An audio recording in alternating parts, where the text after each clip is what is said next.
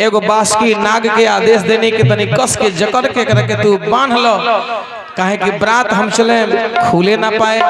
हाकनी डाकनी पिशाचनी भूत बैताल सांप गोजर बिच्छी हाडा सब लोग बरात में तैयार बा। विष्णु जी कहतनी हे महादेव अब की बरात जो ना जाई हमरा इच्छा से जाई।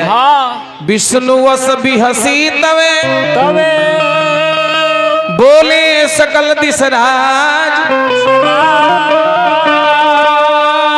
बिलग बिलग होई चलहु सब निज निज सहित समाज। सियावर रामचंद्र शंकर जी भजो जय जय श्री सीता।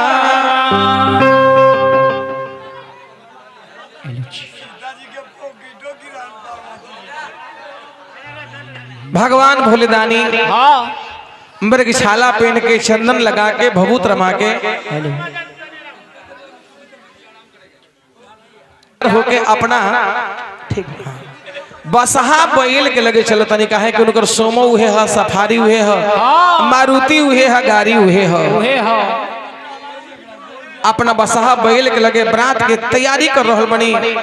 अब बसहा बैल से कहतनी कि चला अरे चला हो बैला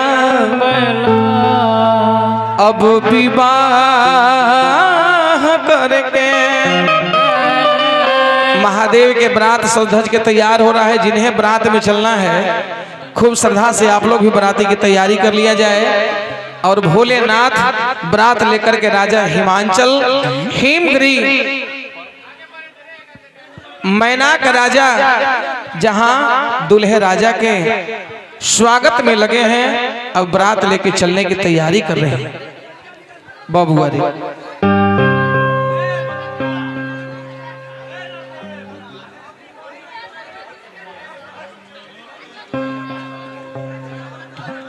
थोड़ा सा जगह बना लीजिएगा, क्योंकि भगवान शिव जी के बरात इसी रास्ते से अपने ससुराल के लिए प्रस्थान करेंगे। Hello check hello. हाकनी डाकनी भूत पिशाचनी से शिव जी के बरात सजाइल बा। सांप गोजर बिछी के कुंडल अरे कान में लटकाइल बा। बारात ऐसन बा कि रउआ देखे में ना तो मिजाज खुश हो जाए बहुत। लेकिन अब हम नवल बाबू से एगो आग्रह रउआ से करे, एगो और नेग बा। नेग ये बा बजनिया लोग कि कहीं रास्ता में रुके के हुई कोनो होटल पर नाश्ता खातिर, ऐसे कि बजनिया लोग के तनी नेग होला तो अपन जोन श्रद्धा बा इन्हें नाल बजाओ तनी बेंजू बजाओ तनी। ई एगो नियम बा, काहे कि अपनो यहाँ द्वार पर जब पहले बजनिया लोग आवे तो एगो डगरा में 1 किलो आलू 2 किलो आटा 5 किलो चीनी 5 किलो दाल वगैरह वगैरह ऊपर से गोसारी ना हो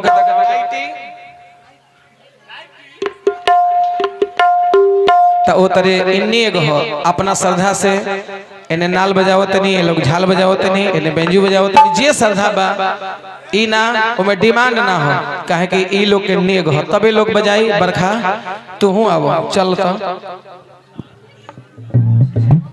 महादेव जी अब कैलाश पर्वत पर से बरात लेके चले के तैयारी को ले बनी। बसहा बैल पर बैठो तनी अकह तनी कि विवाह करे के चलो चलो ये बैला करके चलो चलो विवाह करे के चलो चलो ये बैला विवाह करके चलो चलो। उनकर नंदी बसहा बैल कहले कि अब के हाली रउआ के ससुरारी हम न जाए। कारण त जब जब रउआ विवाह करे कोई नहीं हो हम रउआ साथे कोई नहीं हो, समय से पानी के तो छोड़ दी भोजनों पर आफत हो जाला। सिंघारा के तो बात हटाई चटनियों ना मिलेला। अरे वो बरात में जब जब गई नहीं हो देह पर ईटा रोरा ढेला फेंकबई नहीं हो, ऐसे अब की हाली हम ना जाए। तब भोलावा कहता नहीं कि ना मोर ललकी ना मोर पलकी ना मोर ललकी हो ना मोर पलकी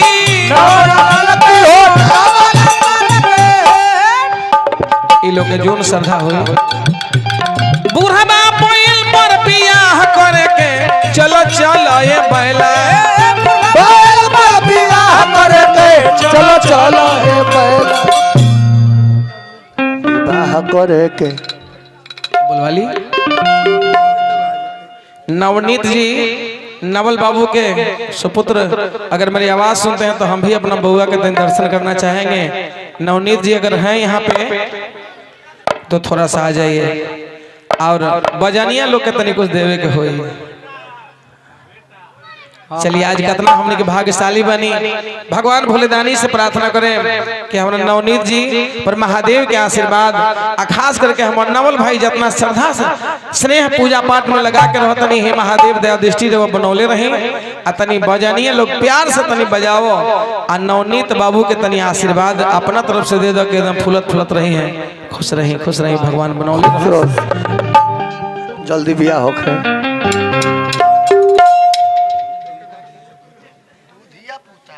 जय हो भगवान बनौले रहो से एकदम जाओ आज जल्दी द्वार पर हमने के फेर आए सोहर मंगल के आनंद उठावल जाए हमने के और का जगन्नाथ जी कहाँ बने जगन्नाथ जी पुक्कड़ हो गए चली अपना ला कोनो बात ना और नचनिया के दे दी नचनिया के दे दी नोचनिया के ओकरा जब देम तो फिर हमरो इच्छा होई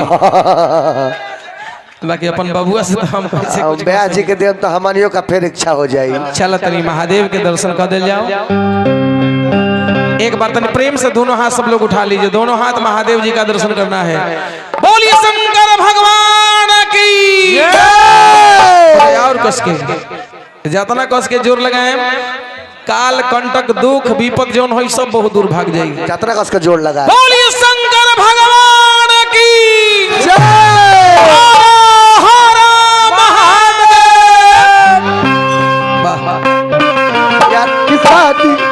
आज भोलेनाथ की शादी है नाथ की शादी है मेरे भोलेनाथ की शादी है नाथ की शादी है हो भोले शंकर की शादी है आज भोलेनाथ की शादी है आज भोलेनाथ की शादी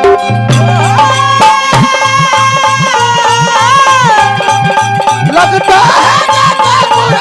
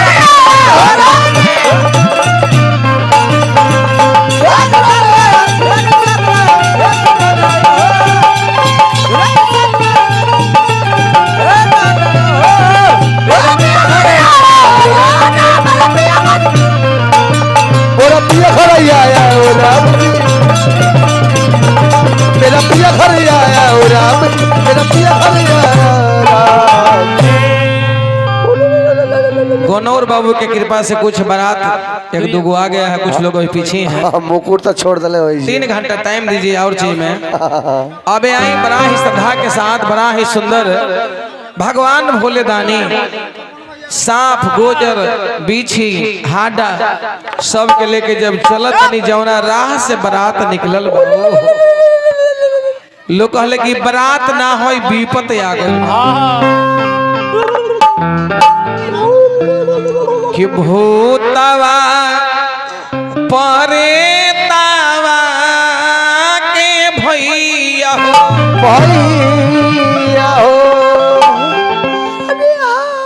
केहू के दांत हो तो केहू के दांत है ना, केहू के नाक हो तो पूरा देह में खाली नाके के छेदे छेद हो। केहू बारात में ऐसा लोग भी बा कि एगो मुंह हो तो केहू के बुझाता कि जरहुआ के पुल हो, 2-3 गो टर के हाली ढुक जाए। केहू के एगो आँख हो तो केहू के पूरा देह गुजुर गुजुर करता है, केहू के तनी तनी को हाथ पूरा देह में लटकल बा। ई बारात ना हो विपत हो। ई गोनौर बाबू के कृपा हो, 2 घंटा में 2 गो 4 घंटा तो 4 गो लगी। भूतवा परितवा चुप रही बाबा सरवन कि सजला जमतिया तो जिलवा हिलेला त गरदा अरे उरलया समा अरे तो जिलवा हिलेला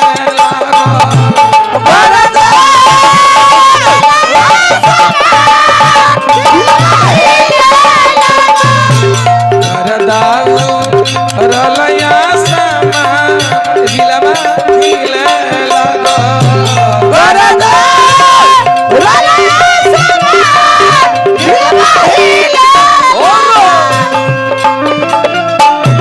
हरे रामा हरे रामा राम रामा हरे रामा हरे रामा हरे रामा बोली शंकर भगवान की। हरे रामा हरे रामा हरे रामा हरे रामा राम रामा हरे रामा हरे रामा रामा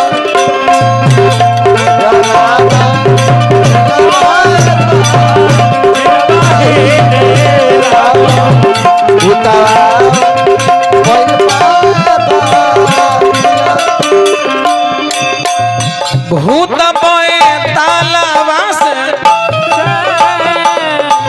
आगे तनी बढ़ो आगे बढ़ो आगे बढ़ो आगे तू लोग खड़ा हो तनी भोला बाबा के बराती में नाचे के ना चले के आई देखो ई ना जमात हो। हां देखो ता भूतवा रेतवा से सजल परियतिया जिलवा हिले बाबा सजल परियतिया जिला